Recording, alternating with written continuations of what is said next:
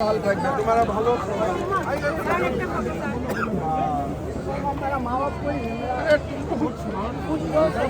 यहाँ आ गया। तुम्हारा नाम क्या है? अच्छा कौशिक बाबू कौशिक भाई बोलो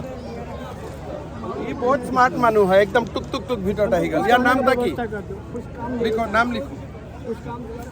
देना ही पड़ेगा तुमको का तुम्हारा नाम की बोलो मदन रवि दास गाँव पालांगहाट रुक्मिणी बागान तुम्हारे फोन আছে फोन নাম্বারটা বলেন 6001690